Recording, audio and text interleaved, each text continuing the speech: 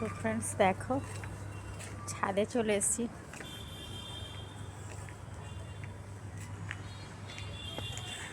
ভাবলাম একটু ছাদে গিয়ে ঘুরে আসি আর তোমাদেরকেও একটু দেখিয়ে দিই।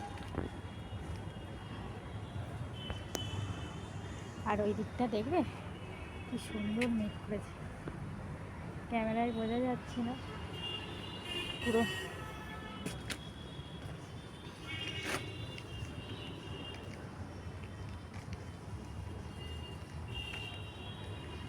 আর এই মনসা গাছটা এত বড় হয়ে গেছে যে উল্টে যায়। আর এখানেও একটা গাছ আছে,